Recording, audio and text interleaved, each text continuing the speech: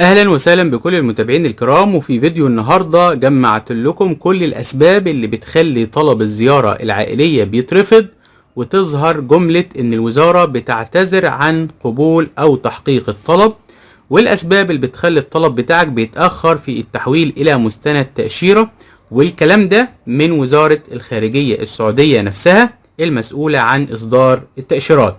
فركز معايا في كل كلمة علشان تعرف طلبك موقفه ايه، وكمان هقولك امتى تقدم على طلب جديد اذا لم يتم الرد عليك على الطلب الحالي. ولكن في البداية ما تنساش اللايك الجميل بتاعك والاشتراك في القناة علشان يوصلك كل جديد اول باول. في البداية طبعا وزارة الخارجية السعودية هي الجهة المسؤولة عن قبول طلبات الزيارة العائلية وتحويلها الى مستند تأشيرة. وخلال الفترة دي بعد موسم الحج بيتم التدقيق في طلبات الزيارة العائلية، علشان كده مش كل الطلبات بتتقبل، في طلبات كتير بيتم رفضها، وبيظهر معاك ان الوزارة بتعتذر عن تحقيق طلبك. وللأسف الوزارة مش بتوضح اسباب الرفض، واحيانا بتكتب الاسباب. وبص معايا كده على الشاشة، طلب تم تقديمه على منصة التأشيرات وجه الرد بأنه نأمل تعبئة طلب جديد، وصاحب الطلب ده تم التواصل مع وزارة الخارجية وبيسأل عن سبب إلغاء طلب الزيارة العائلية رقم كذا.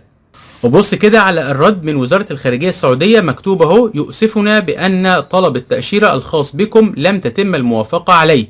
وبص كمان على الجملة دي: كما نحيط سيادتكم علما بأن الوزارة تحتفظ بحقها في اتخاذ قرارات القبول أو الرفض وفقا للوائح القانونية المعمول بها. وده كان رد الوزارة دون توضيح الأسباب.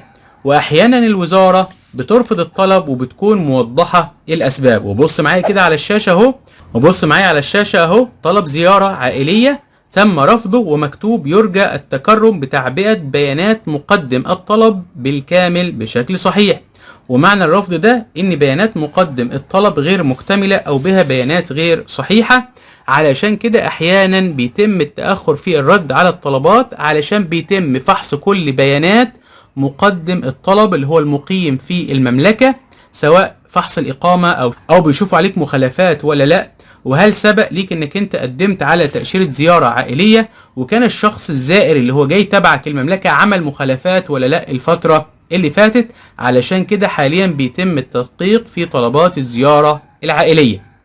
نيجي بقى لشرط مهم تاني وبيترفض علشانه طلبات كتير، وهو ايه الشرط ده؟ بص معايا كده على الشاشة اهو، مكتوب: نأمل تعبئة طلب جديد مع تدوين المهنة بشكل دقيق في خانة المهنة. وخلي بالك عشان الجزئية دي في ناس كتيرة بتغلط فيها. بيقول لك ايه هنا؟ ان خانة المهنة المقصود بيها في طلب الزيارة العائلية للشخص الزائر هي صلة القرابة، يعني صلة القرابة بين مقدم الطلب والشخص اللي انت عايزه تجيبه كزيارة عائلية داخل المملكة. لان في ناس كتيرة بتيجي بتكتب المهنة الموجودة في جواز سفر الشخص اللي جاي زيارة، فنخلي بالنا من حاجة زي دي. واذا كنت حضرتك عايز تعمل طلبك بطريقة صحيحة، عندك في فيديو بيظهر في علامة الاي اللي فوق بيوضح خطوات عمل طلب الزيارة وتصديقه بشكل صحيح من الغرفة التجارية، وهسيبهولك كمان في الوصف اسفل الفيديو. بص كمان على السبب ده، بيقولك تم رفض الطلب لان المستضيف خارج المملكة.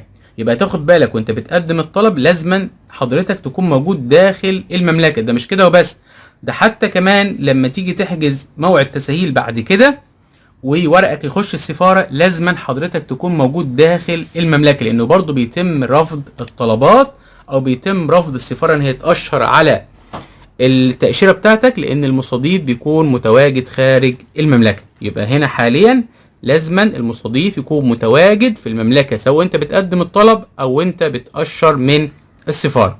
وبص كمان على الشرط ده، بيقولك تم رفض الطلب ومكتوب: نأمل في تعبئة طلب جديد بعد تجديد الإقامة. يعني لازم تكون إقامتك سارية وانت بتعمل الطلب، لأنه بيتم فحص طلبك وإقامتك قبل الموافقة على الطلب.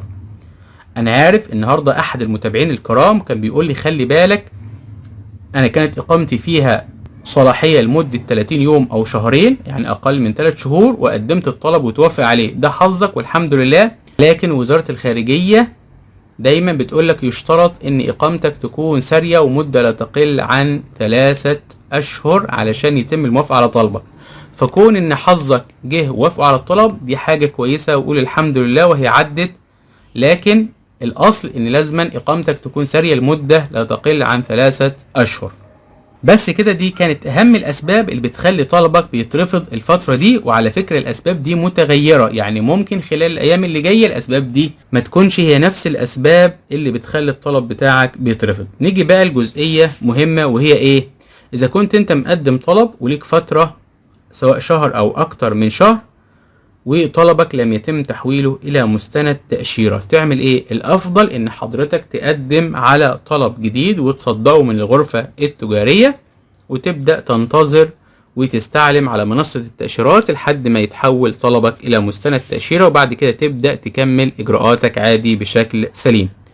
بس كده نبقى وصلنا لنهاية فيديو النهاردة. لو عجبك ما تنساش اللايك والاشتراك في القناة، والسلام عليكم ورحمة الله وبركاته.